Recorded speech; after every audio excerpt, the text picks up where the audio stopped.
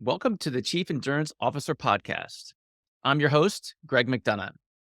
Each week, we hear real time stories from athletes and CEOs on how to maximize performance through an endurance mindset.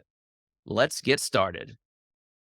Well, welcome to the Chief Endurance Officer Podcast. I'm your host, Greg McDonough. Today's guest is a trailblazer, innovative leader. He has successfully launched and managed 4 prominent sports brands.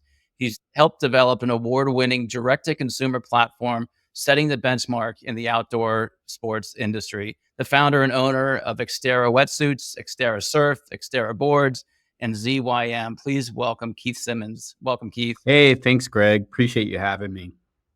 It's great to have you on the show. As you know, we love talking about endurance. And I'm curious, Keith, how has your endurance mindset impacted your life unexpectedly? Good question. So the key word is unexpectedly, because as you know, with training, endurance training, you get what you put in. And but I would say the simple answer is it introduced me to the wetsuit business. Interesting. Can you go in a little bit deeper into that? Sure. So I was training for my first Ironman, and a buddy of mine encouraged me to sign up for Ironman Canada, which is in British Columbia. And at the time, all I had was a sleeveless wetsuit. And we arrive in Penticton. And if you know anything about this particular race, it's in Okanagan Lake. It's the deepest lake in North America. It's very cold in August. It's in the low 60s. And so the first thing we do when we get to Penticton is we drive the bike course, which many people do before an Ironman. Second thing we did was swim the course. And I put my sleeveless wetsuit on. And after the swim, I said to my buddies, there's no way I'm swimming 2.4 miles in a sleeveless wetsuit ever again in this cold temperature. So it's a long story, but I ended up going to the expo and purchasing a full-length long sleeve wetsuit, raced in it, had the best race of my life, qualified for Ironman Hawaii, which I didn't expect to do that day.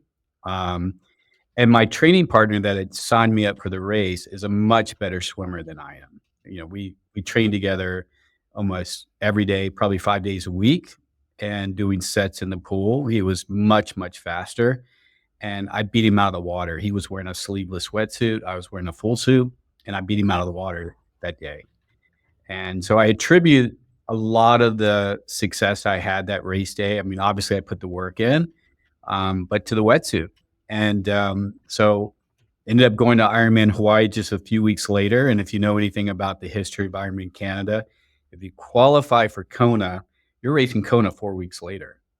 So it's back to back. I'd never done an Ironman. And so now I'm faced with doing 2 back to back. But very long story short, I came home from Kona, had a dialogue with the owner of the wetsuit company, and ended up buying the brand.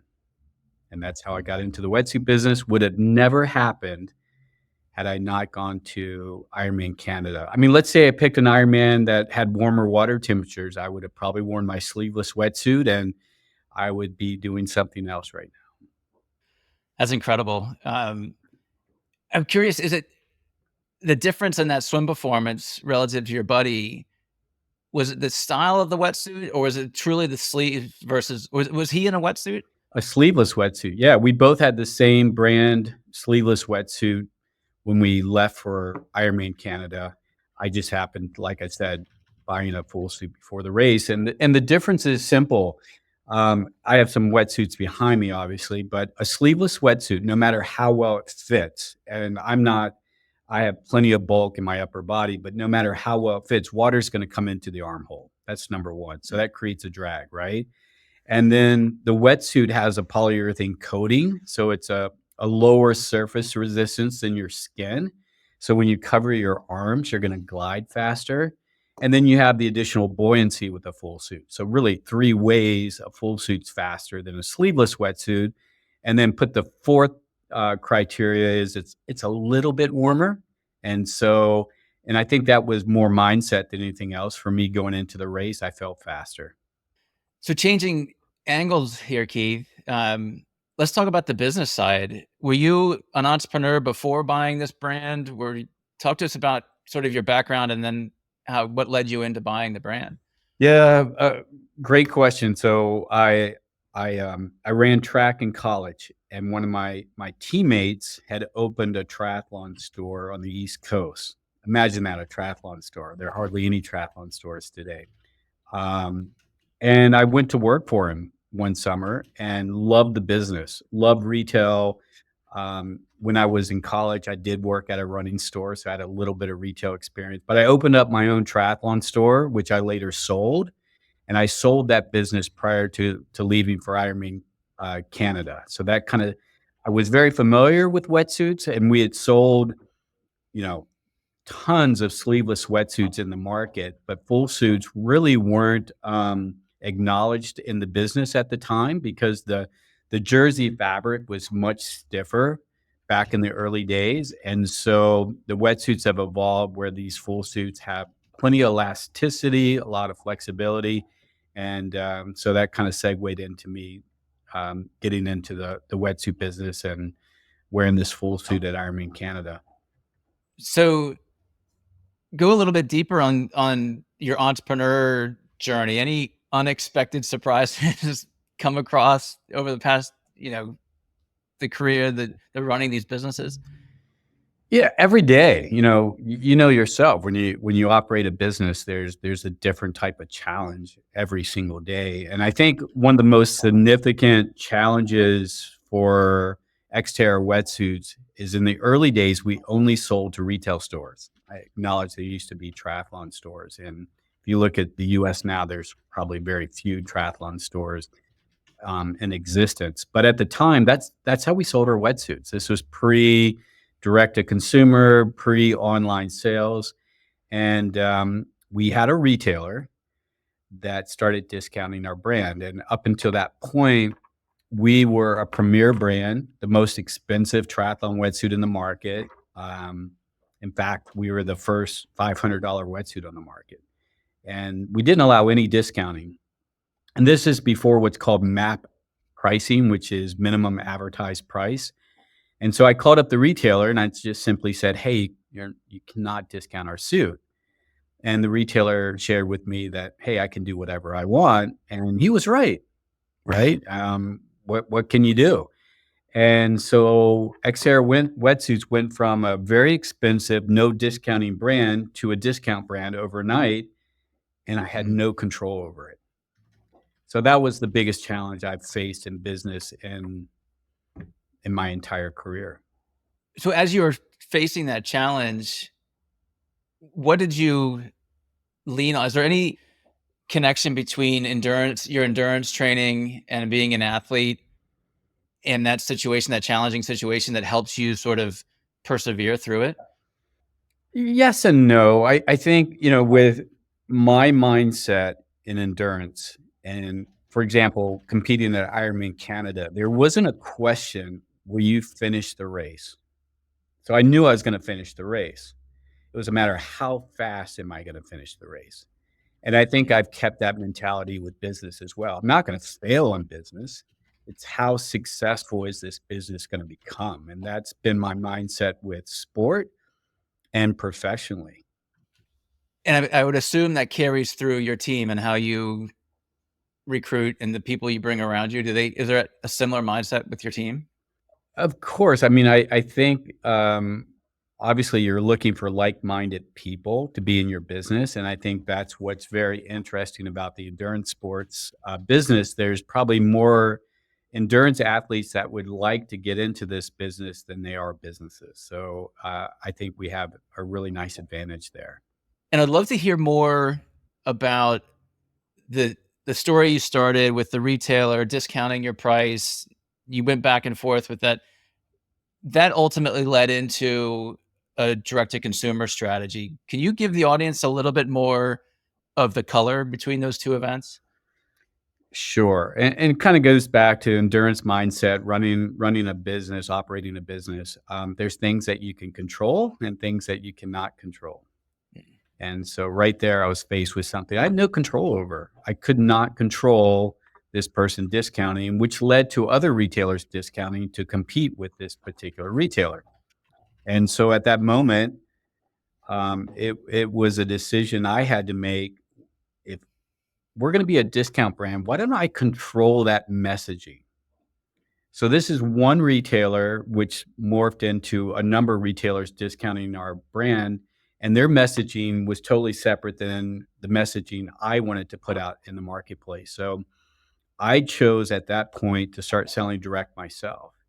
And this is 2009. No one's selling direct to consumer in our business, period. No one that I can think of. No one in the triathlon wetsuit business, and I didn't know of anyone really in the triathlon business selling direct. So this was uncharted territory, and we happened to sponsor quite a few triathlon clubs, and the largest triathlon club at the time was the LA Tri Club, which is just up the street from us. We're based here in San Diego. The LA Tri Club's, an hour and a half drive from here.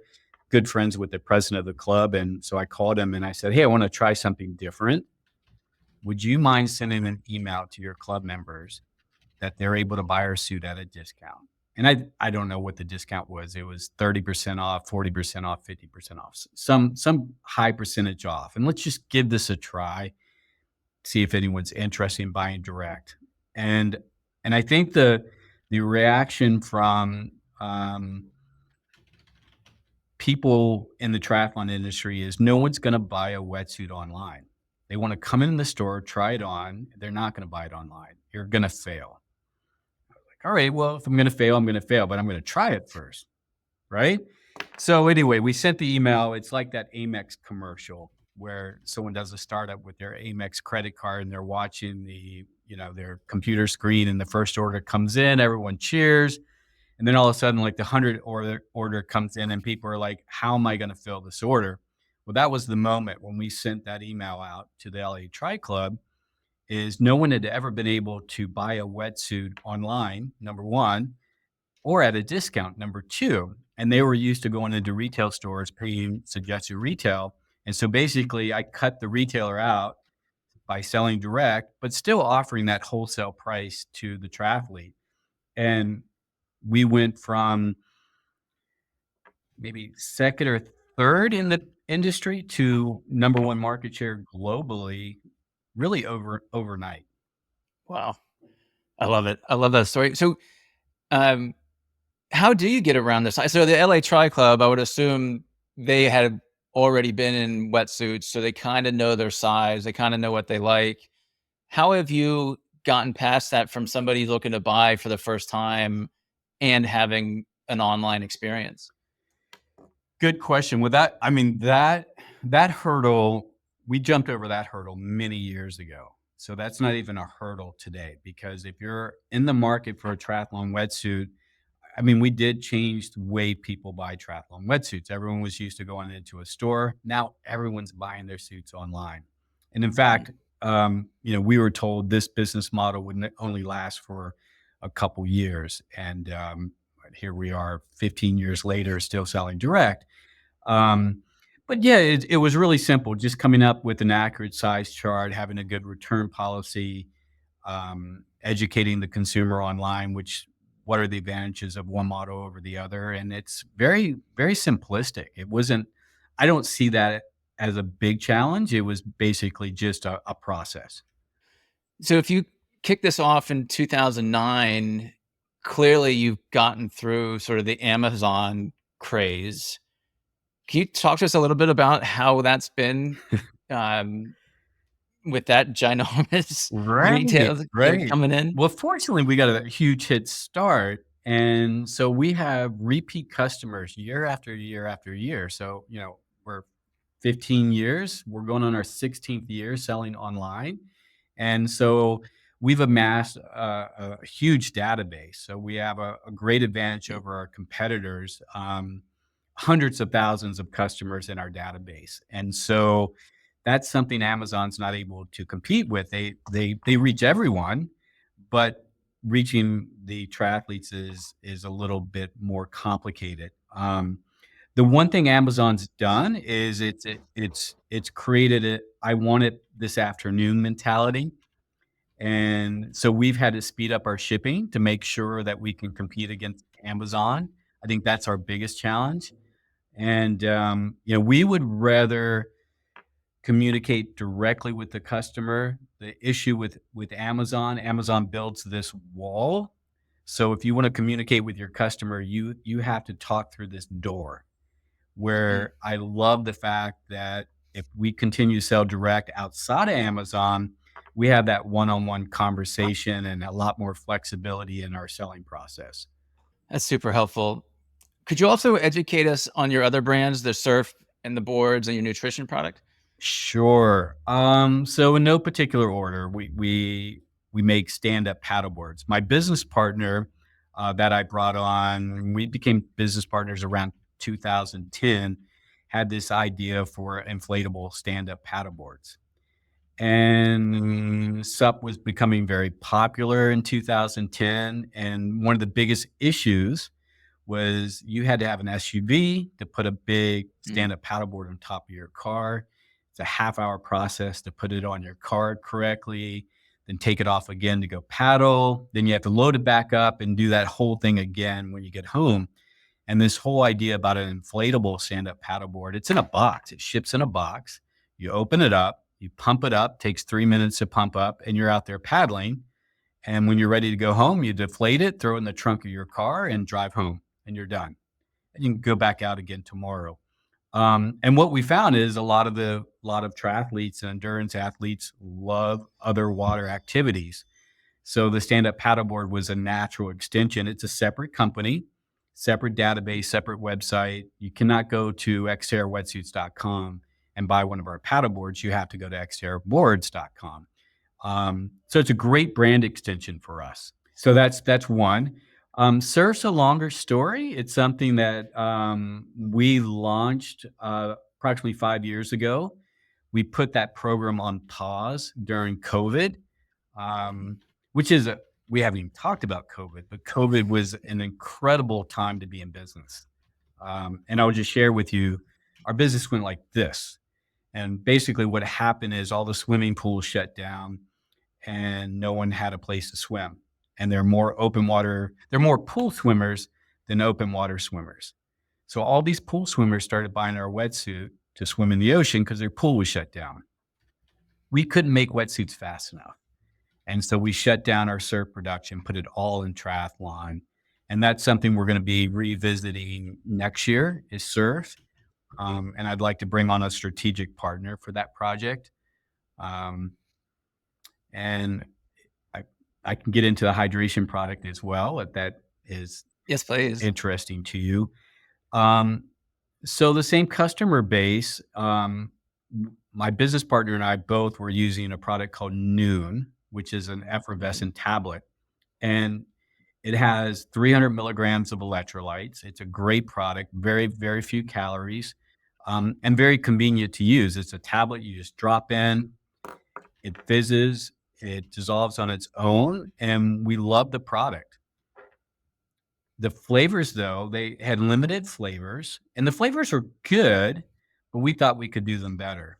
So we started our own company called Zim, and we've expanded the flavor range. From a performance perspective, it's almost identical to Noon, same number of electrolytes, very similar calories, no carbs, but the flavors are unbelievable. Once you start tasting this product, it's something you want to continue using. I need to try it, so I'm gonna be online later today for sure. I would love to know it and get a deeper understanding of this creative mindset. Is it you and some friends, your partners talking about like what the next product is, what's the next extension? How's that creative thinking sort of done? Are you on a bike? You on a run? Like, just give us a sense of where this creative lab comes from. I, I mean, I don't want to sound corny, but it's just passion, right? I mean, I've been doing triathlons for my entire adult life. I think we spoke about this earlier. Our kids, right? So my kids are starting to do triathlons as well. So I've competed, trained and competed in triathlons my entire adult life. And now I have a 6-year-old daughter and an 8-year-old daughter that are starting to race. I have a 5-year-old son that's starting to watch them and go, I want to do this too when I'm old enough. And so we're very our entire family, we're just passionate about triathlon. And I shared with you quickly before the podcast began that I started the company on the East Coast. And triathlon is very popular on the East Coast. But we moved the company to San Diego, the birthplace of triathlon. We're getting ready to have the 50th anniversary of the Mission Bay Triathlon, which our company sponsors, very proudly sponsors. But open water is right here. So we're training in the ocean or the bay almost daily, at least weekly. And so we're living the sport. So that's that passion, that using the products, that's where the creative process starts and ends really. And it's and it doesn't for me, when I'm doing something that I'm passionate about, it doesn't feel like work, right? It's every day you get excited or you think of something new or, "Hey, I could do that better." And that just feeds on itself. I mean, running a business is, don't get me wrong, there's stresses involved. It's a business, right? And I think a lot of people get into the triathlon business because of that passion as well, but they don't treat it like a business. And from day one, I said to myself, I'm going to treat this like a business. And so, Mm. I think I'm not saying that's what separates us from our competitors because it doesn't. There are many, many other companies with that same mindset. But yeah, this is passion, product first, but it's a business. So take that one step further. Do you have an example of a situation that your passion wanted to take you one way, but you kind of used your logic or used your business sense and said, "Yeah, maybe we shouldn't do that today. Maybe let's put that on the whiteboard for another time." So that really segues well into having a business partner.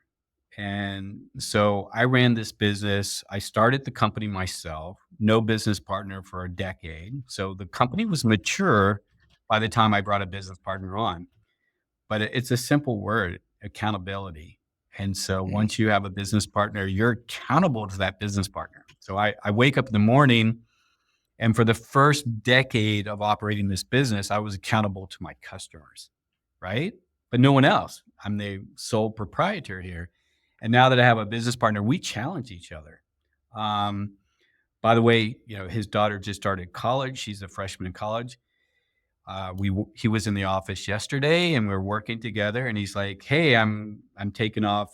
It's Parents' Weekend at SMU, and I'm going to be taking off tomorrow, and I'll see you Monday." And so he knows I have his back, and same thing on this end. He has my back when I go out of town. But I think we push one another, and we hold ourselves at both of us at a really high level. And so, to be more precise, to answer your question, when I come up with an idea, that's the first person. If it's not my wife, I'm bouncing that idea mm. off my business partner. My wife works in the business as well. So she and I are constantly discussing, the operational side of the business. But yeah, all these ideas are passed along through my business partner and my wife first. And that's where the vetting process starts. And that I don't need to tell you because it's like any partnership. When someone's really passionate about an idea, you let it happen. So when my business partner comes to me and has this idea, and I can tell him it's the craziest idea in the world, like I would never even consider this idea, but I hear the passion in his voice, I just stop and I go, let's do it. Let's try it. Mm. Why not? And that's kind of the mentality he uses with me. He knows when I feel very strongly about a certain position, and I think there's that give and take. It sounds like a great partnership. In fact, I was in a conversation just this week with a couple of entrepreneurs who haven't had successful partnerships over their years or brought somebody in that didn't work out. How did any tips or tricks to defining a successful partnership? Is there a certain way the two of you operate together that have allowed for a more successful relationship?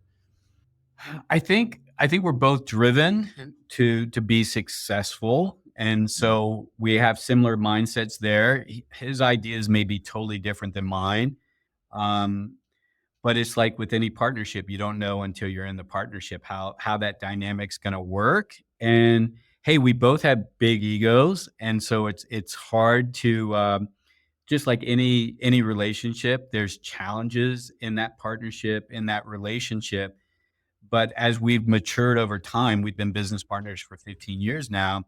We've found a really great way to work together. I'm going to change topics on you. And I'd love to talk about discounting because one of my pet peeves is when groups of people ask a small retailer or a small product, "Hey, can I have a discount? Because I've got 10 people that want to buy the same thing." And for me as a finance person, all you're doing is chopping down the margin, right? And it's like, I would rather have this small retailer or small product around for another 15 years versus taking 10% off the top, you know, to me to try their product. Do you have you're much more into that um, conversation than I am. So I'd love to have your perspective around the art of discounting and using it to promote product. I'll answer first as far as margins go. So we discount every single day. You go to our website. Everyone knows if you're going to buy Xterra Wetsuits, we are offering very steep discounts. And it's simple. Our discounting program, we've cut out the retailer.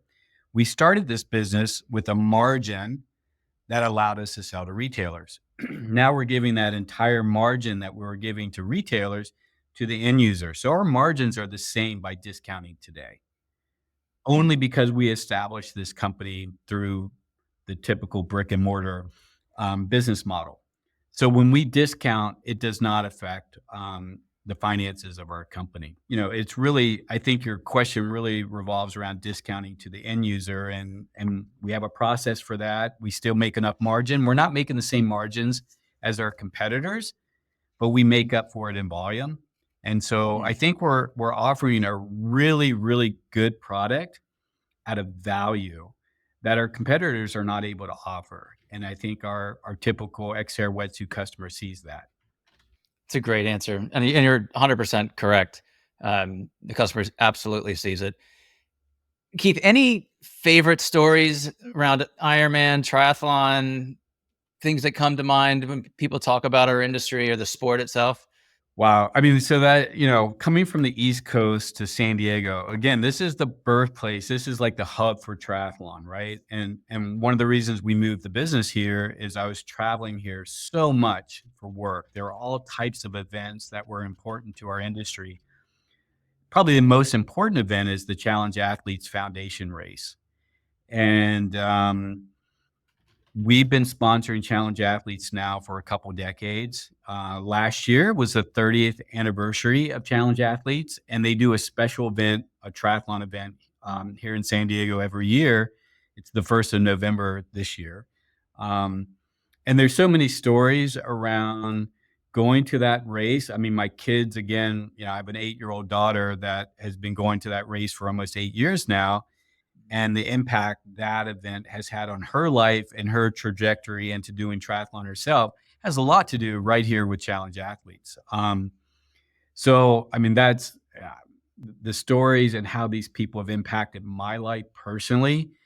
I have so many stories to tell. I mean, they're clearly being in the industry and racing for so many years. There are more stories than just Challenge Athletes, but that's probably one that is really close to my heart. The Challenge Athletes Foundation is an amazing organization. In fact, we've had a handful of Challenge Athletes on our show so far. And to your point, hearing the stories and understanding what they've gone through and going through and seeing what they accomplish is just inspiring. Like my hands are just sweating just thinking about it. Yeah, it's so for me, professionally and personally, I've been fortunate enough to race at Ironman Hawaii several times, but the years that I did not qualify and race in Hawaii, I went there for work. And so if you think about my personal and professional life, I'm going to Ironman Hawaii in October every year. I come home, and then a few weeks later is the Challenge Athletes Triathlon. So you've got like this back-to-back race, and the impact that has on me personally and professionally, it's hard to put in words. Yeah. So one of the principles of endurance leadership is having a long-term perspective. How does that speak to you as I said that? Long term. So this is all I know.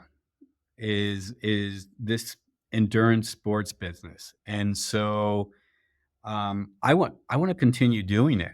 And if you'd asked me this question a couple years ago, I think my answer would have been different.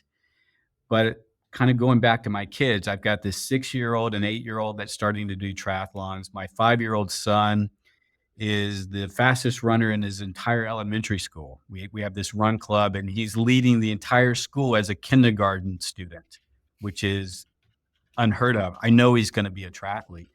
Um, I want to build a legacy for my kids. Then I've already seen my kids show interest in this business, and who knows, they might be the next leaders of this company. I love it. You and I have shared a lot of kids stories. Mine are a little bit older than yours, but they too have that same passion for triathlon and swimming and crew and whatever else they get their fingers into. But it's super satisfying as a parent to see your kids excel in things that you have passions about as well. Absolutely. Keith, audience member wants to get in touch with you. What's the best social media platform that we can lead them to? Oh gosh, it's easy. Instagram is my go-to. I love photos, and if you like pictures of kids, then go to my Instagram, because I'm always posting pictures about my kids swimming or doing triathlons. I love keeping in touch over Instagram. Obviously, I've got a LinkedIn profile as well, but those would be the two go-tos. Fantastic. And we'll include those in the show notes along with the links to your website so that our audience can go buy more products from you. Keith, it's been awesome having you on the show. I really enjoyed this last piece where we got into the Challenge Athletes Foundation. You're making, again, my palms sweat and my skin tingle just thinking about what these people can accomplish. Thank you for putting out such a great product at a high value point for us as a consumer and us as a user. Please keep innovating. We need more of your product out into our industry. So thank you for being a leader. Thank you for being innovative. And I really appreciate you being on the show. Hey, thank you. No, it's been my pleasure. It was a fun conversation. Thank you. Thank you for tuning in to the Chief Endurance Officer podcast. To hear more inspiring stories and strategies around the endurance mindset, be sure to subscribe below or visit us at chiefelenduranceofficer.com. Until next time, keep pushing those limits.